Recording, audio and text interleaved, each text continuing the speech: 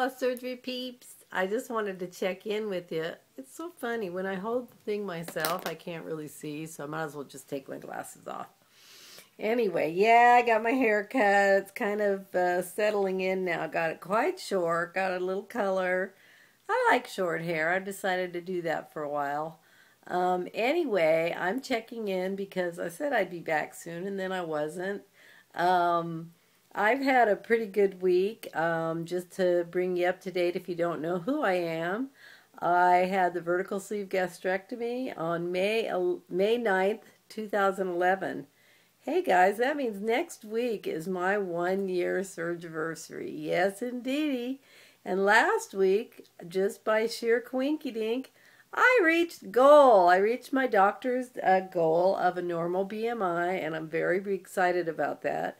I will say that personally, I kind of want to get to about 7 pounds under what he wanted, and that's because I want some wiggle, wiggle, wiggle, wiggle, wiggle room, and also just because my tummy area is still a little bit big for me. Now, I know that that has a lot to do with a little bit of skin, though I've been very blessed to not have too much of that.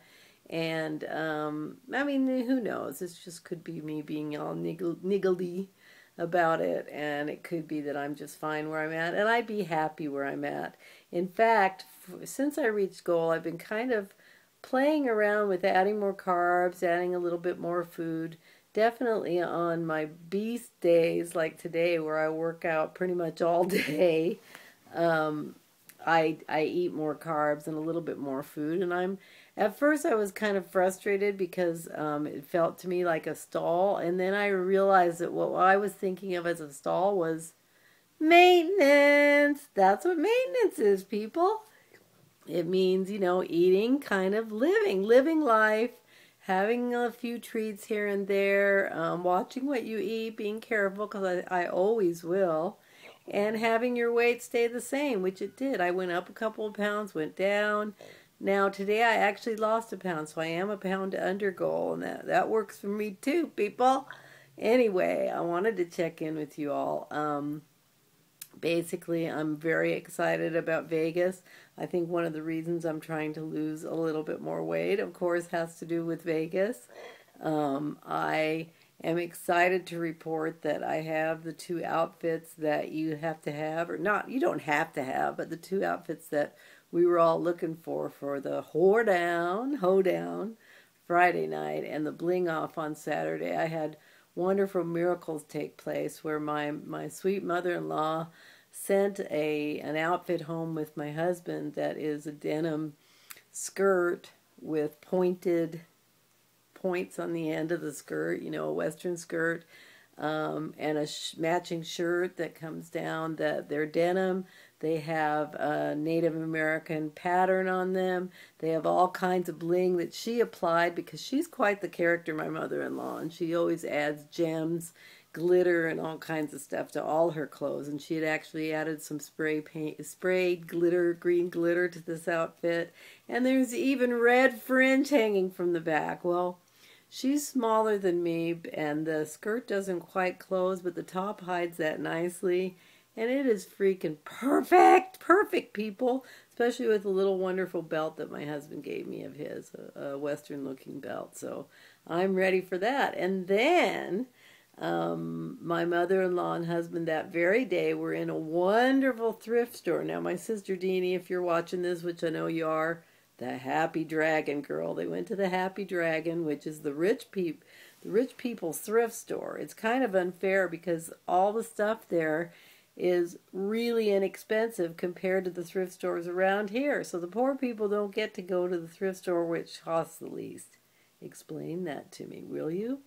Anyway, they were texting me photos of various different evening gowns that they saw there, and they ended up having my mother-in-law try one on that looked really good to me. It was really a crapshoot. I didn't know what would happen because I hadn't been able to try it on.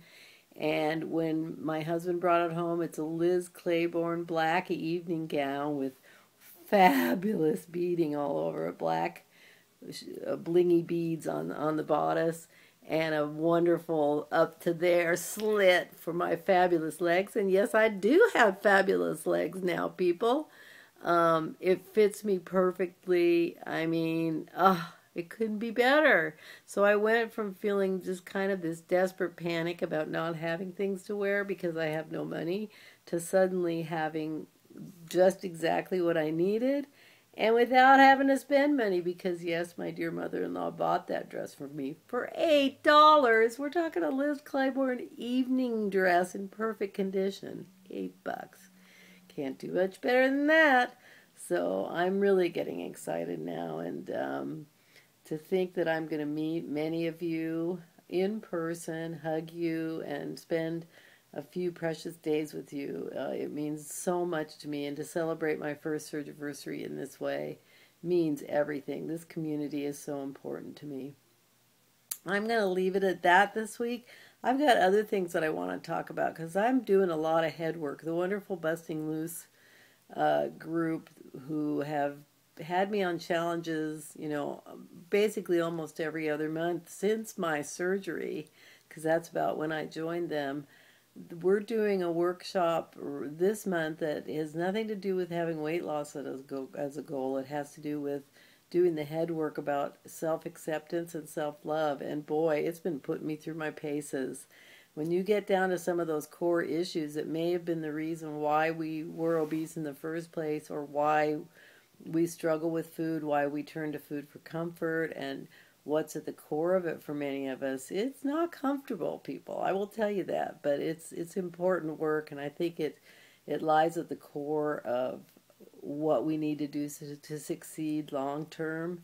I'm determined not to gain this weight back. I mean, I love being in this body now, and I'm not going to lose it, and I know this head work is really a big part of that. I know that I promised a video about how it is that I've structured working out a lot around a life of chronic pain and disability, and I am going to still do that video because I want to encourage those of you who have a problem working out or feel that you can't because of physical limitations, and I will explain to you how I have turned into a demon in the gym, even though I wake up in debilitating pain each day, and even though I have certain parts of my body that I really can't use in exercise. There is a way. So I will be back to do that. I think that I've